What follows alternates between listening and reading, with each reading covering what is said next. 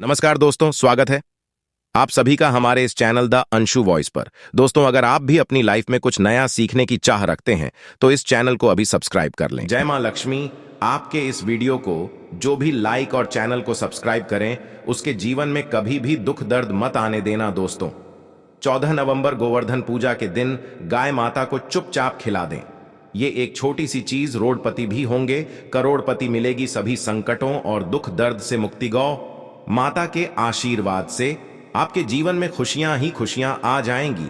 गरीबी कंगाली हमेशा हमेशा के लिए दूर हो जाएगी। चाहे आपका कितना भी पुराना बीमारी हो, वह भी जड़ से दूर हो जाएगी।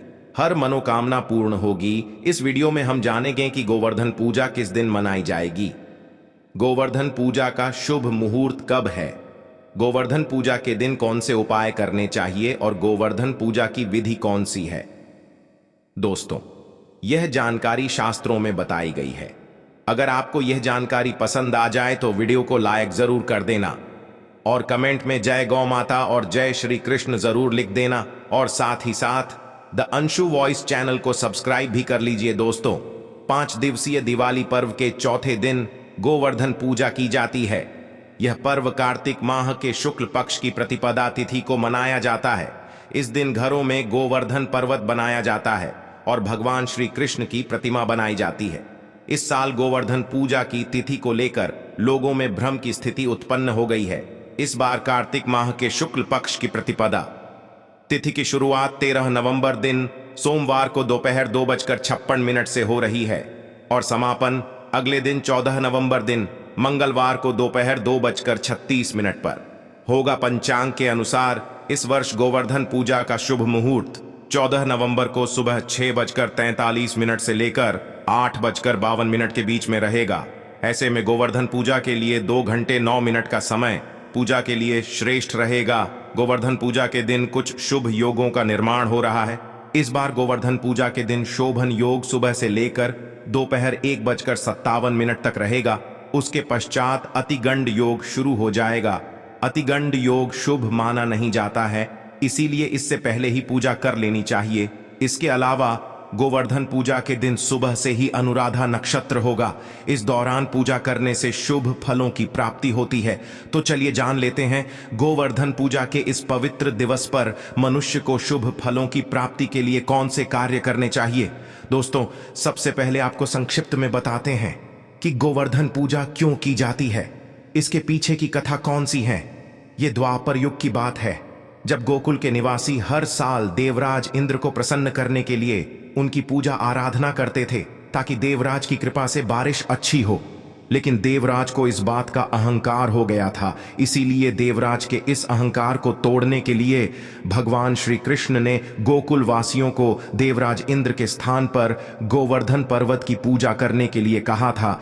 फिर गोकुल वासियों ने देवराज के स्थान पर गोवर्धन की पूजा करना आरंभ किया।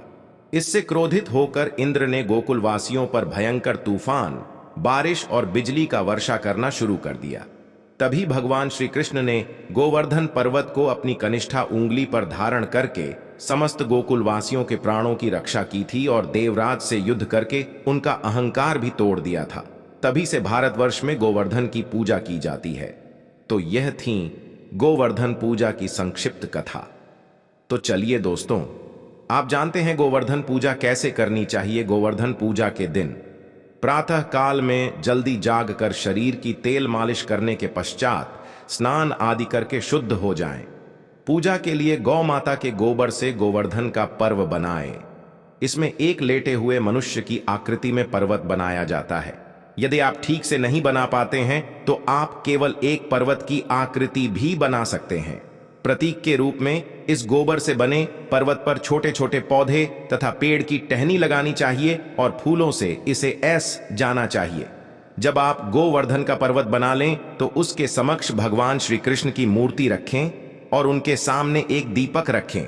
उसके बाद पात्र में दूध, दही, गंगा जल, शहद आदि चीजें डालकर पूजा करें। अगर आपके घर में गाय हैं तो यह सर्वोत्तम होगा। आप गाय को स्नान कराएं और गौ माता की विधिवत पूजा करें। इसके साथ ही अगर आप गाय का पूजन करके उसका श्रृंगार करते हैं तो गौ माता अधिक प्रसन्न होंगी। इस दिन गौ माता के सींगों पर घी लगाना चाहिए। इस दिन गाय को स्नान कराना चाहिए, उन्हें सिंदूर पुष्प की माला आदि से सजाना चाहिए। दोस्तों, हमारे प्राचीन धर्म ग्रंथों में गाय को एक अत्यंत महत्वपूर्ण और पवित्र पशु माना जाता है। शास्त्रों में गाय को माता कहा गया है और समस्त देवी देवता इनका पूजन करते हैं। गांव के 6 अंग गोबर, मूत्र, दुग्ध, दधि और गीत ये अत्यंत पवित्र और शुद्धि के साधन भी हैं। गोबर से बिल्व वृक्ष उत्पन्न हुआ, उसमें लक्ष्मी विद्यमान है, इसलिए इसे श्री वृक्ष कहा जाता है। गोबर से ही कमल के बीज उत्पन्न हुए हैं।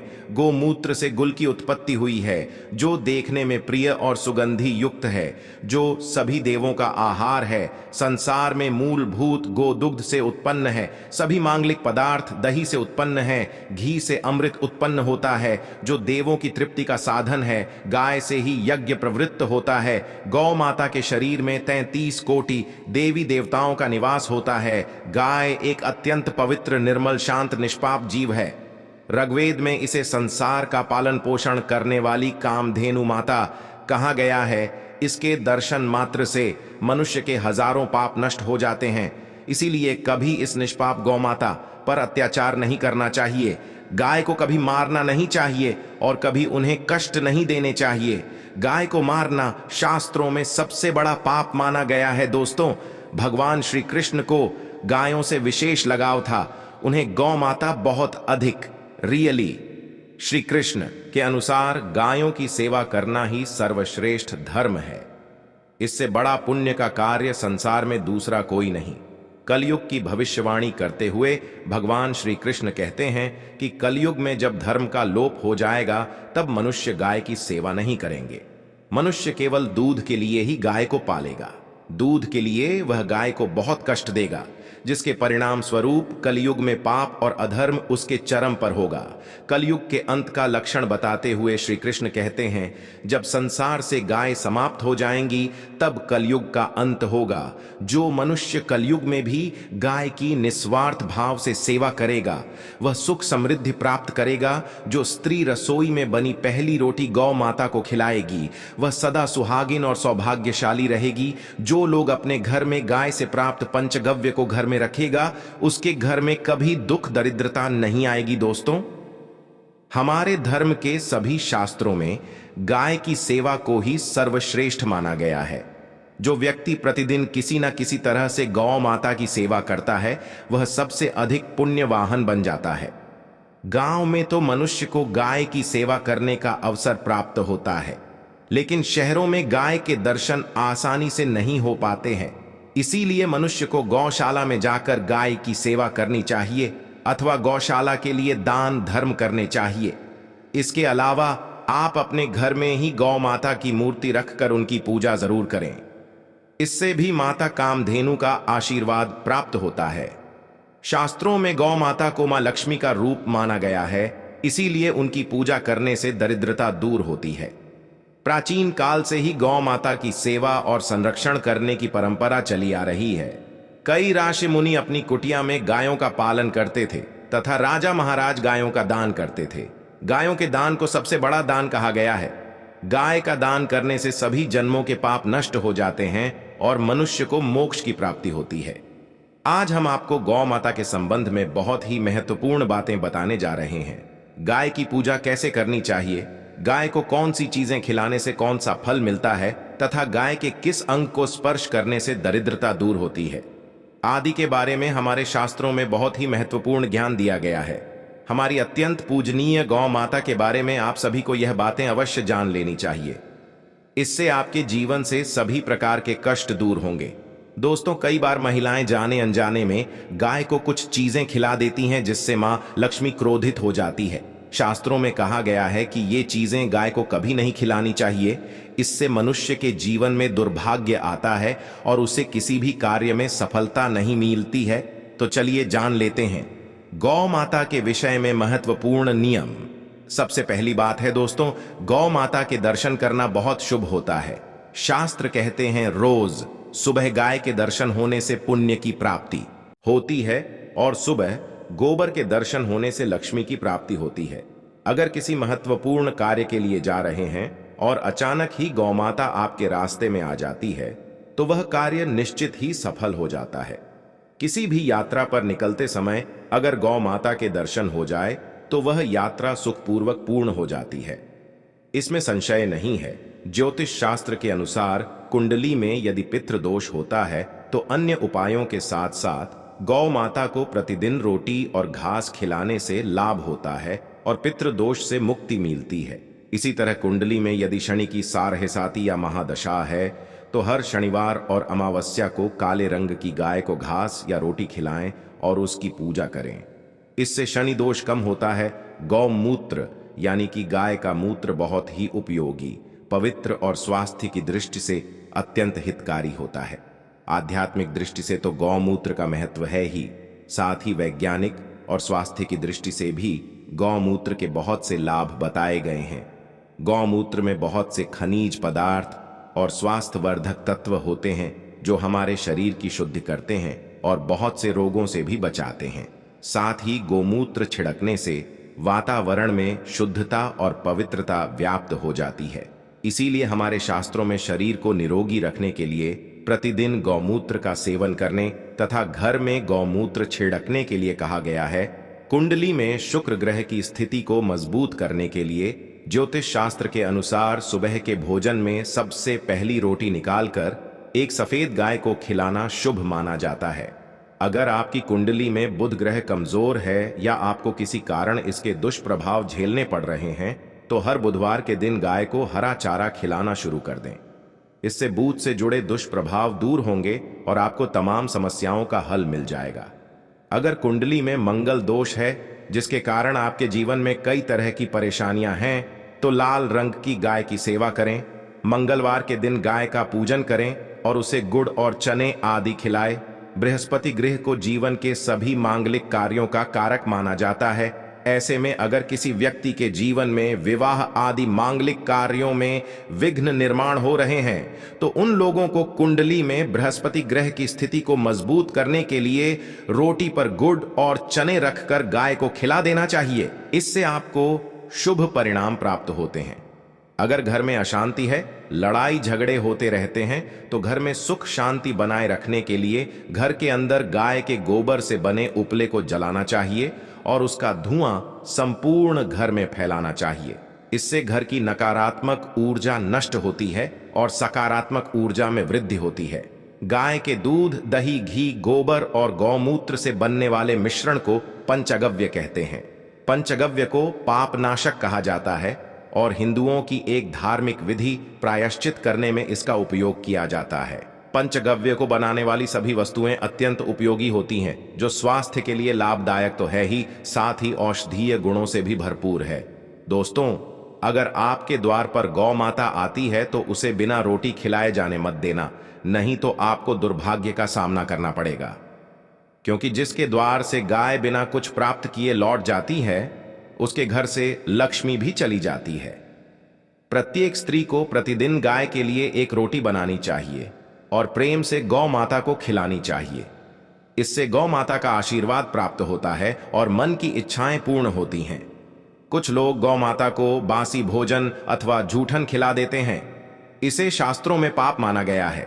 आप किसी अन्य पशुओं को खिला सकते हैं लेकिन गाय को कभी झूठ नहीं खिलाना चाहिए। भूख लगने के कारण गौ माता उस अन्न को ग्रहण तो कर लेती है लेकिन इसका पाप उस व्यक्ति को लगता है जो गौ माता को ऐसा बासी भोजन खिलाता है। गाय एक शाकाहारी और पवित्र पशु है, इसीलिए गाय के भोजन में कभी मांस, अंडे आदि चीजें नहीं डालनी चाहिए। ऐसा करने से महापाप लगता है।